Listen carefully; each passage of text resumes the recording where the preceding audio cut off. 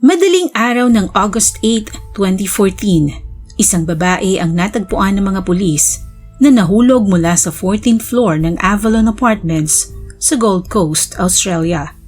Kinilala ang babae na si Warina Wright, 26 anyos at isang New Zealander. Kasabay ng insidenteng ito ay ang mga tanong sa likod ng misteryosong pagkahulog ni Warina Wright mula sa 14th floor ng apartment building na noon ay nakipagkita sa unang pagkakataon sa isang lalaking nakilala niya sa Tinder, isang dating app na popular sa Australia. Ang lalaki ay kinilalang si Gable Tosti, isang Australian na noon ay kaisa-isang taong kasama ni Warina sa loob ng apartment. Ano nga kaya ang kinalaman ni Gable Tosti sa pagkahulog ni Warina Wright na naging dahilan ng pagkasawi nito? Ito kaya'y sinadya o isang aksidente?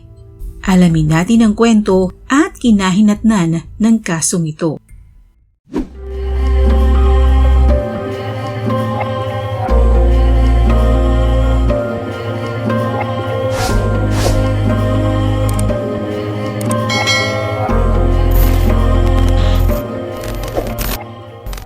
Simulan natin ang kasong ito sa dating app na Tinder na naging malaking bahagi sa krimeng ito na naganap sa pagitan ng dalawang taong nagkakilala sa pamamagitan ng nasabing dating app. Ipinakilala ang Tinder noong taong 2012. Ito'y naging popular hindi lamang sa Australia kundi sa iba't ibang panig ng mundo. Ngunit sa isang pambihirang pagkakataon, ang naturang dating app ay naging daan upang mangyari ang isang insidente na naghatid sa maagang kamatayan ng isang dalagang nagngangalang Warina Wright. Si Warina Tagpuno Wright ay ipinanganak sa Bulacan dito sa Pilipinas noong 1998. Ngunit isang taon pa lamang siya ay umalis na sila ng bansa at doon na nanirahan sa Wellington, New Zealand kasama ang kanyang ina at ang kapatid na babae na si Maretsa. Lumaking maganda at matalino si Warina na kung tawagin ng kanyang pamilya at mga kaibigan ay Ri. Mabait, masipag at kilala sa kanyang advokasya sa pangangalaga sa mga hayop si Warina. Mahilig din siya sa adventure at mag-travel kahit mag-isa. Pangarap niyang makabili ng sariling bahay para sa kanyang pamilya, kaya't patuloy siya sa kanyang pagsisikap upang makamit ito sa lalong madaling panahon. Malapit si Warina at kapatid na si Maretsa, bagay na ikinatutuwa ng kanilang ina. Mahal na mahal nilang dalawa ang isa't isa, kaya naman laging nakasuporta si Maretsa sa kapatid at ganoon din naman si Warina sa kanya. July 29, 2014, umalis si Warina at nagtungo sa Gold Coast, Australia upang umattend ng kasal ng isang matalik na kaibigan. Pero dahil naroon na rin lang siya sa Australia, nag-extend siya ng kanyang bakasyon at wala siyang sinayang na pagkakataon at ginamit ang panahong ito upang makapamasyal sa iba't ibang pasyalan sa Australia. Isa sa mga naibigan niyang puntahan ay ang zoo dahil nga hilig niya ang mga hayop.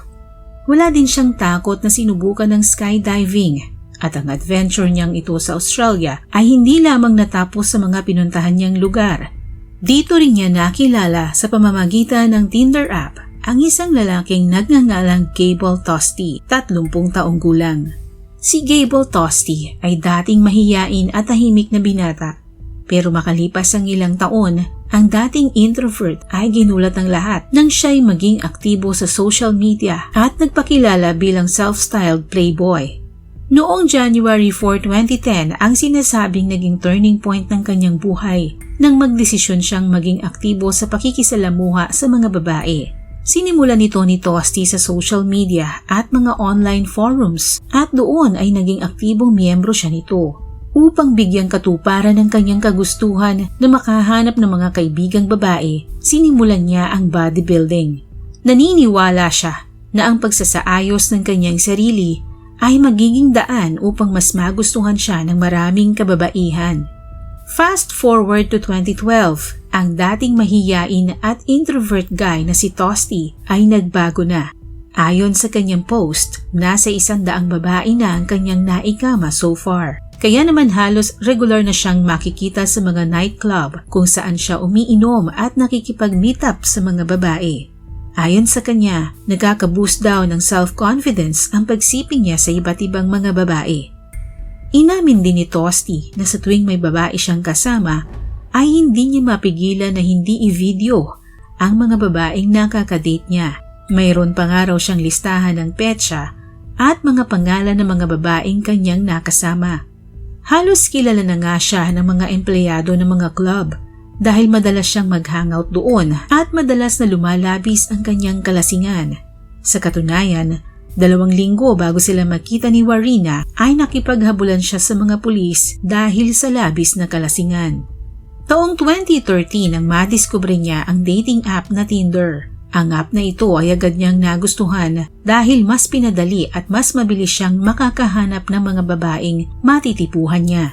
At sa app na ito ay nakilala niya si Cletus, ang alter ego ni Warina Wright sa Tinder. Maganda, balingkinita ng katawan at swak na swak sa mga tipo niyang babae. Pero lingid sa kanyang kaalaman, ang pagtatagpo nilang dalawa ay may nagbabadyang trahedya. Ang trahedya na susukat sa kanyang katatagan at ito'y nagsimula sa unang araw ng kanilang pagkikita. August 7, 2014, bandang alas 8:45 ng gabi, matapos nilang magpalitan ng mensahe sa isa't isa, pumayag si Warina na makipagkita kay Tosti sa unang pagkakataon sa Surfers Paradise, isang resort sa Gold Coast sa Eastern Australia, kung saan madalas mag-hangout si Tosti. Nakunan pa ng CCTV ang pagkikita ng dalawa ng gabing iyon.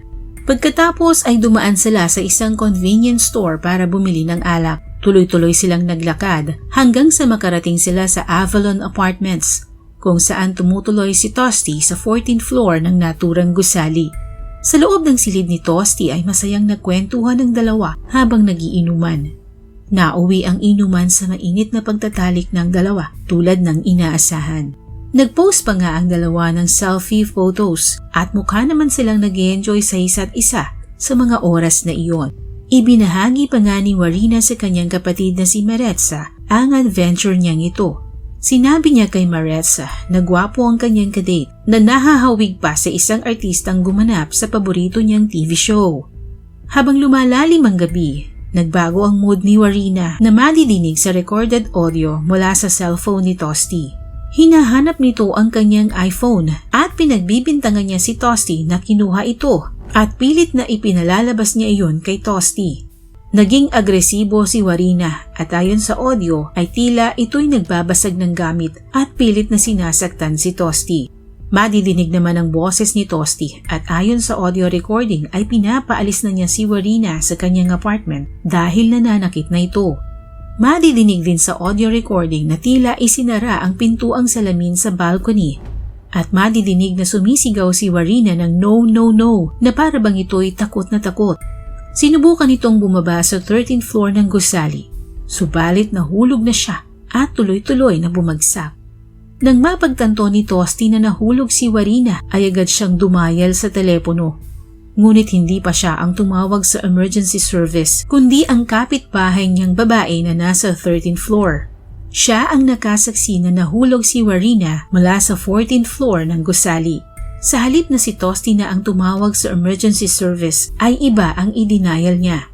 Sinubukan niyang tawagan ng kanilang abogado subalit hindi ito sumagot. Pagdating ng emergency service ay siya namang paglabas ni Tosti sa back entrance at saka naglakad sa paligid ng Surfers Paradise. Bumili siya ng pizza at saka tinawagan ang kanyang ama. Sinabi ni Tosti sa kanyang ama na may mabigat siyang sitwasyon at hindi niya alam kung bakit lagi na lamang siyang napapahamak. Ayon pa kay Tosti, alam ng Diyos na hindi niya itinulak si Warina dahil kusa itong umakyat ng bakod hanggang sa siya ay mahulog. Upang imbestigahan ang pagkamatay ni Warina at upang magbigay linaw sa tunay na nangyari sa kanya, dinakip si Tosti at sinampahan ng kasong murder para sa pagkamatay ni Warina. Maraming naging usap-usapan tungkol sa kung ano talaga ang tunay na nangyari sa loob ng 4 na sulok ng silid na iyon. Mariing itinanggi ni Tosti na wala siyang kinalaman sa pagkahulog ni Warina. Naghain ng bail si Tosti para sa kanyang pansamantalang kalayaan at binayaran niya ito ng nasa higit 200,000 Australian dollar o nasa higit 7.2 million pesos. Sa paglilitis sa kaso, tumanggi ang ina ni Warina na gamitin ang audio recording mula sa cellphone ni Tosti sa korte. Dahil ayon sa kanya, ayaw daw niyang madinig ang sigaw ng kanyang anak at ang huling sandali nito. Subalit hindi siya pinakinggan ng korte, kaya't itinuloy ang paghain nito. Pinag-aralan sa korte ang mga ingay na madidinig sa audio recording at mga bagay na tila nababasag at itinatapon. Ayon sa depensa, ikinulong ni Tosti si Warina dahil nananakit ito.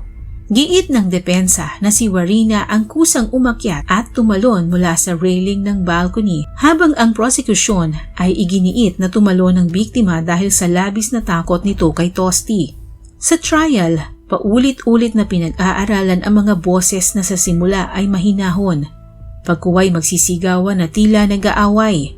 Tatahimik, magtatawanan at saka muling mauuwi sa away.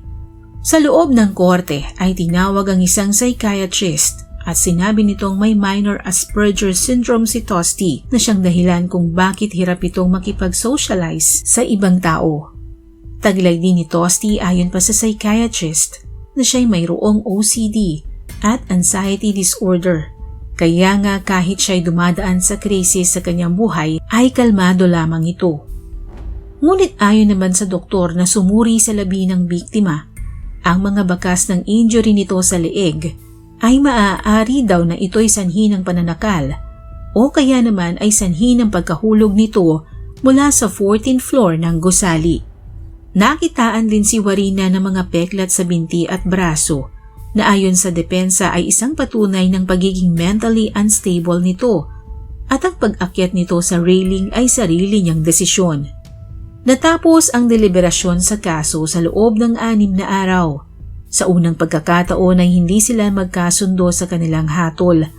Ngunit sa ikalawang deliberasyon na natapos sa 3 araw ay nagkasundo na ang jury. Hinatulan si Tosti ng not guilty sa kasong murder at manslaughter. Wala itong emosyon nang basahan ito ng verdict at tahimik na nilisan ang korte. Ayon sa kanyang abogado, nais na lamang ng kanyang kliyente na mag-move on at kalimutan ang masaklap na pangyayaring iyon, habang ang pamilya ni Warina ay naging malungkot sa hatol na ito. Tahimik na lamang nilang tinanggap ang naging hatol ng mga hurado. Sinasabing 3 araw lamang pagkatapos maabsuelto ni Tosti sa kaso, naging aktibo itong muli sa Tinder app.